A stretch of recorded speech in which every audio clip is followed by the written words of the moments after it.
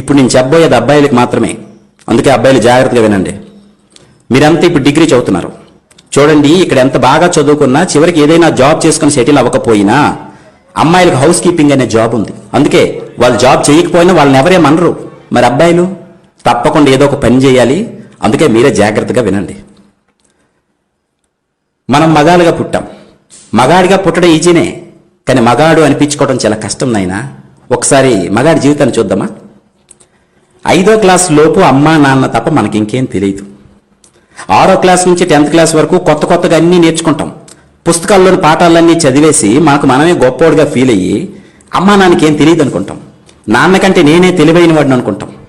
Inter డిగ్రీలు మరి చెప్పాల్సిన అవసరం లేదు. కుర్రోళ్ళం అయిపోయాం. కాలేజీలో అటెండరు, స్వీపరు, వాచ్మెన్ ఇలాంటి వాళ్ళని చూస్తే చాలా చీప్గా కనిపిస్తారు మన కళ్ళకి. ఇలాంటి పనులు మనం చస్తే చెయ్యం అనుకుంటాం. జీతం లేదో పెద్ద పొడి చేస్తాం అనుకుంటాం.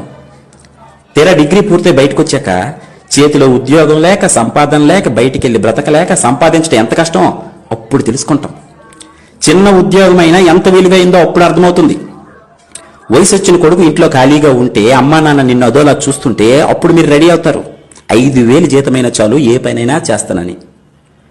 ఆటో డ్రైవర్ గానో, కంపెనీలో హెల్పర్ గానో, సెక్యూరిటీ గార్డు గానో పనిచేస్తున్నప్పుడు అప్పుడు తెలుస్తుంది అటెండర్ ఉద్యోగం కంటే తక్కువ స్థానంలో ఉన్నానని. చూస్తూ ఉండగానే 30 ఏళ్ళు నిండిపోతాయి నీకు.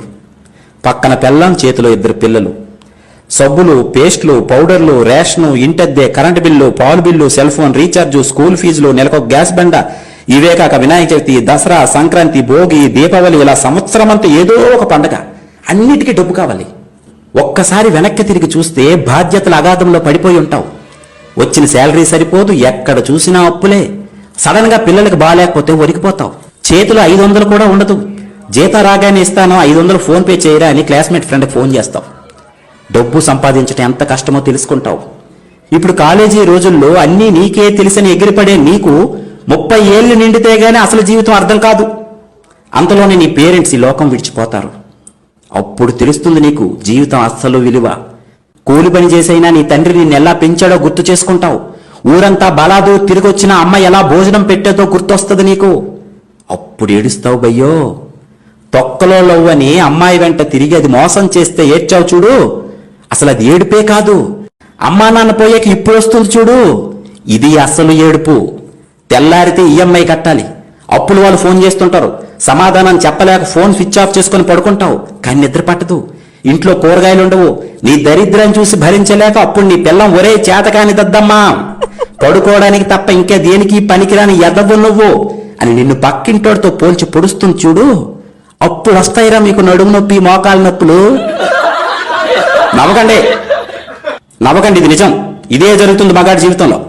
ఇప్పుడు అనిపిస్తుందిరా నీకు, చీ దీనమ్మ జీవితం, అసలు మగాడిగా ఎందుకు పుట్టానురా అని. పెళ్ళం మీద కోపంతో ఫ్రెండ్స్తో కలిసి మందు తాకడం తప్ప ఇంకేం పీకలేవు నువ్వు. నీ కష్టాలన్నీ సిట్టింగ్లోనే ఫ్రెండ్స్తో షేర్ చేసుకుంటావు. అప్పుడు నిన్ను ఆదుకుంది 10ో 12 సహాయం చేసేది క్లాస్మేట్సే.